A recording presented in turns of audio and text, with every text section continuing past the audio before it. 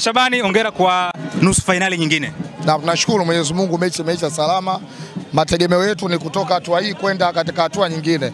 Kwa hiyo hatua hii imepita, tunashukuru, tunaenda kwenye hatua nyingine. Lakini tunashukuru Mwenyezi Mungu, naona mechi ilikuwa tough. Vijana walikuwa wanafika miguuni, lakini tumemaliza mechi.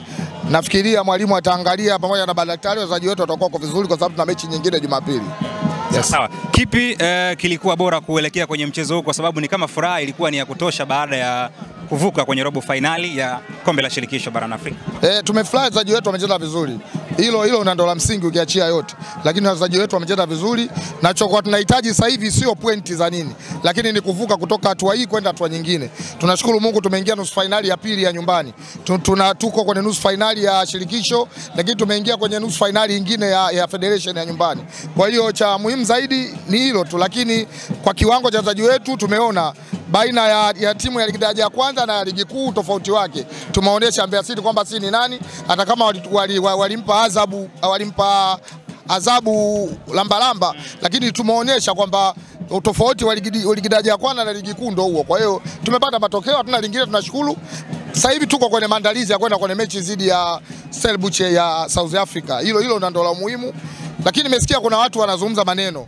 Huwezi kuacha mashindano makubwa ukacheza Ramadhani Cup kama vile ya Muungano. Nimemsikia msemaji wa timu moja anaongea ovyo. Wamrekebishe kauli. Unapokuwa kiongozi lazima unawaongoza na wao. Usiwe wewe akili zako haziko sawa na wengine wa akili zao mbovu. Sisi tuko kwenye mashindano. Mechi ya Muungano inaanza tarehe 21. Si tarehe 20 za mechi. 27 tunamalizia mechi dhidi ya Stellenbosch South Africa. Na ndo siku ya mechi ya mwisho ya Muungano. Kwa hiyo lazima tuende kwenye mashindano makubwa.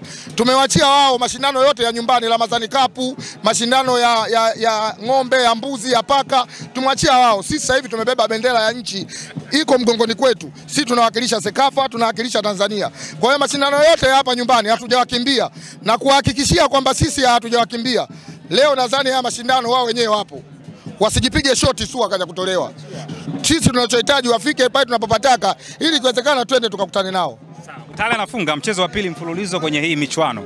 Pengine inaashiria kitu gani kwa nyie wana Simba kuelekea msimu unaokuja? Wamo mchezaji mzuri, lakini waga saa nyingine wachezaji wanapitia kipindi kigumu. Kwa hiyo katika wachezaji wanaopitia kipindi kigumu wachezaji wetu Budo Mutale, lakini sasa hivi tunaona analikava vizuri. Lakini mimi niwaambie wana Simba, nimeona wana Simba wengi, Ateba mpaka alivyoumia akatoka nje, wengine walikuwa wanataka kumzomea. Sio kitu sahihi. Mchezaji ni mtu wa kupewa support. Sometimes tunaona wachezaji wanapitia, akina Messi, wakina Ronaldo wanapitia hivi vipindi. Sasa leo Ateba anapokosea, na ndo mwanajeshi wetu, hatuwezi kuingiza mchezaji mwingine zaidi ya KS sababu ndo mwanajeshi wetu. Kinachotakiwa support. Kuna kipindi watu walimtukana Kip Dennis, lakini leo Kip asipocheza watu wote wanalalamika. Kwa hiyo lazima tuwape muda wachezaji wetu. Sasa hivi upepo umepita kwa Joshua Mutale, lakini Mutale karudi, na hata Ateba atarudi, atalikava vizuri. Neno moja kwa wa South Africa, tuwaambie hatuna cha kupoteza.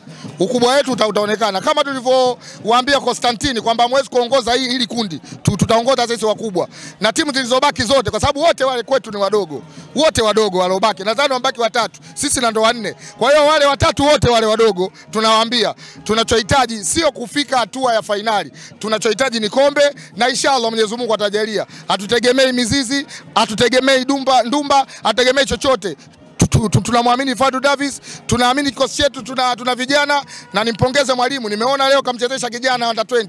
Nadhani kila mtu kamuona uwezo wa yule kijana, hata Max Zengeli hapati kitu. Nashukuru sana.